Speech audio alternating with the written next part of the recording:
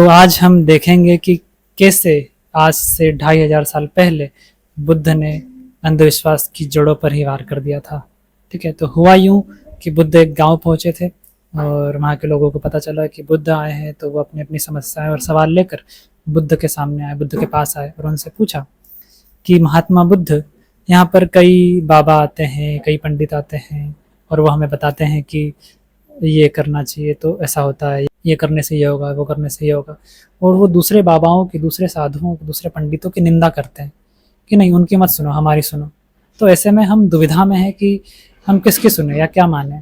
ठीक है, तब बुद्ध ने जो कहा वो आज भी काफ़ी प्रसिद्ध है और इसकी वजह से ही मुझे लगता है कि उनका काफ़ी विरोध हुआ है उस समय में, क्योंकि उस समय जो पंडित हैं, शास्त्र हैं, उनको बहुत ऊंचा माना जाता था, आज भी माना जाता है, लेकिन उस आज थोड़ा आप उसके ऊपर सवाल भी कर सकते हो कि ऐसा है तो ऐसा क्यों है। ठीक है, लेकिन उस समय ऐसा था कि शास्त्रों में अगर कुछ है तो पत्थर पर लकीर की तरह होता था, या फिर किसी पंडित ने कुछ कह दिया था तो उसकी मानो ही मानो, उसकी बात माननी ही पड़ती थी लोगों को। तो बुद्ध ने कहा कि किसी भी कथन पर सिर्फ इसलिए विश्वास न करें क्योंकि आपने इसे किसी से सुना है, किसी भी बात पर सिर्फ इसलिए विश्वास न करें क्योंकि यह कई लोगों द्वारा बोली और फैलाई गई है। हम लोग यही करते हैं ना आजकल कि यार सभी बोल रहे हैं तो मान लेते हैं।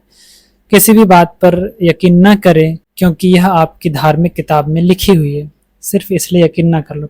देखो, बहुत बड़ी बात थी ये उस समय ऐसा कहना कि आपकी धार्मिक किताबों में लिखी हुई है, शास्त्रों में लिखी हुई है, सिर्फ इसलिए ही किसी भी बात को मत मान लो। परंपराओं पर सिर्फ इसलिए विश्वास न करें क्योंकि आप तक यह कई पीढ़ियों से चलती आ रही है।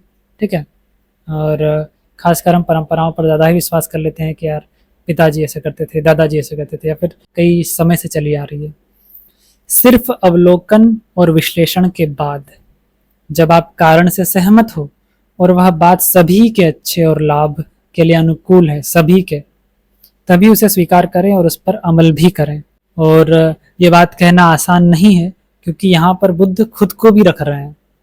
अगर वो ऐसा बोल रहे हैं इसका मतलब यही है ना कि आप मेरी भी बात को मत मानो, मुझे भी परखो, और मेरी बात आपको ठीक लगे, सही लगे आपकी बुद्धि से, तो तभी मानो।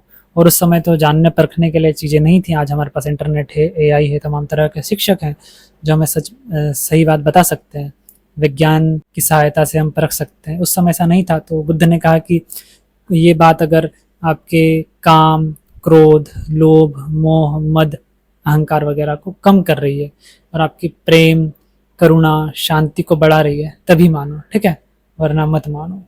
पर आज तो हमारे पास सब कुछ है, तो हमें किसी की भी बात मानने से पहले जानने की कोशिश करनी चाहिए। ठीक है, उसको परखने की कोशिश करनी चाहिए और तभी मानना चाहिए।